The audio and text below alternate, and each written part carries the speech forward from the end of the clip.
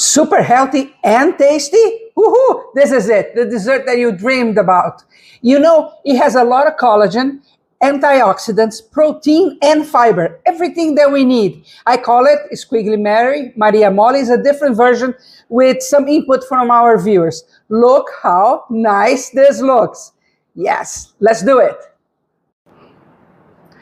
Well, when you make a Wiggly Mary, even the milk wiggles. Wiggle, wiggle, wiggle, wiggle. So I have 1 cup of hot milk here. I'm going to add 3 packets of plain gelatin. No flavor, no sugar. If you're using from another type of packaging, it's 7 grams each of these packets. So you can use that as a guide. And then we are going to start waiting for the gelatin to dissolve in the milk. We're going to add 1 teaspoon of vanilla. This was a suggestion from one of our viewers for more flavor.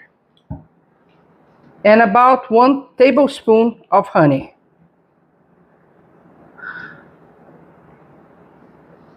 Now this is going to go to the mixer until it gets the consistency that we want, the thick consistency, like marshmallow, but for the Maria Mole.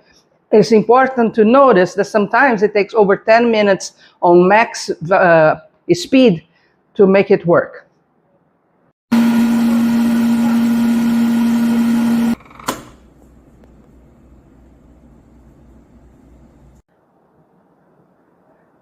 While we wait for the consistency to arrive, we can prep where we are going to put our Maria Mole. This is a baking tray, and I'm going to add here a mixture of cranberries and sunflowers. Ooh, it's a test, people, it's a test. Is it going to taste good? My Maria Mole is in perfect consistency. I'm going to add to the tray now.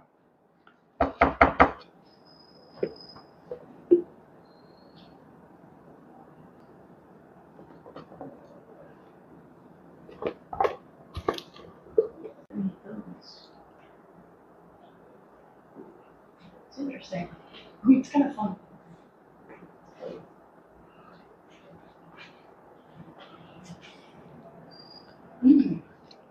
Tastes like marshmallow. É uma delícia.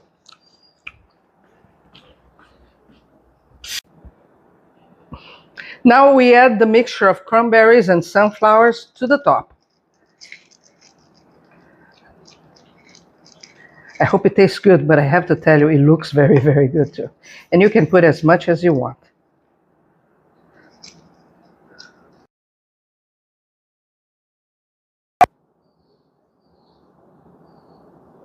And let's see the taste, because that's why we cook. This is it. If I were you, 3 things I would do. Save this video, because you need to make this recipe. Follow me, because it's amazing the desserts we present in the snacks. And then run. Let's go make some Maria Moles.